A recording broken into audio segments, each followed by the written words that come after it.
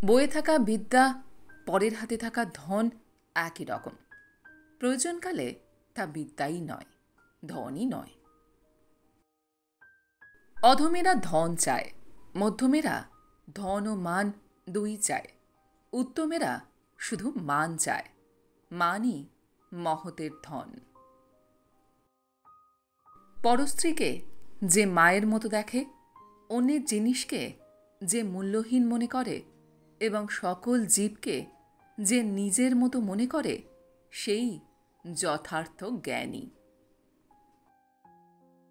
ঋণ, অগ্নি ও ব্যাধির শেষ রাখতে নেই, কারণ তারা আবার বেড়ে যেতে পারে। নানাভাবে শিক্ষা পেলেও দুর্জন কখনো সাধু হয় না। নিমগাছ যেমন আমূল জলসিক্ত করে কিংবা দুধে ভিজিয়ে রাখলেও কখনো মধুর হয় না। যে রাজা শত্রুর গতিবিধি সম্পর্কে ধারণা করতে পারে না এবং শুধু অভিযোগ করে যে তার পিঠে ছুরিকাঘাত করা হয়েছে, তাকে সিংহাসনচ্যুত করা উচিত। 100 মূর্খ পুত্রের চেয়ে একটি গুণী পুত্র বরং ভালো। একটি চন্দ্রই অন্ধকার দূর করে, সকল তারা মিলেও তা পারে না। গৃহে যার মা নেই, স্ত্রী যা দুর্মুখ, তার বনে যাওয়াই ভালো, কারণ তার কাছে বন আর গৃহের কোনো তফাৎ নেই। বিদ্যাবত্তা ও রাজপদ এ দুটো কখনোই সমান হয় না।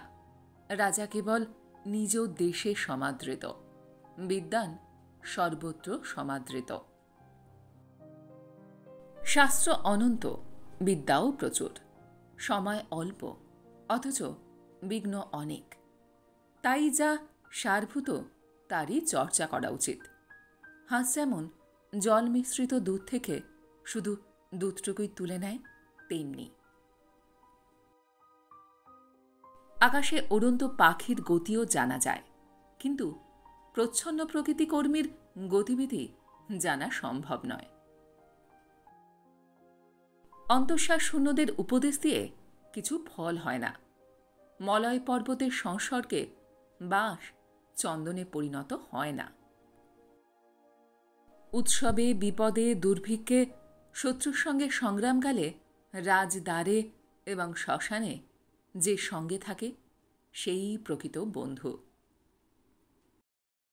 5 বছর বয়স অবধি পুত্রদের লালন করবে, 10 বছর অবধি তাদের চালনা করবে, 16 বছর বয়সে পড়লে তাদের সঙ্গে বন্ধুর মতো আচরণ করবে।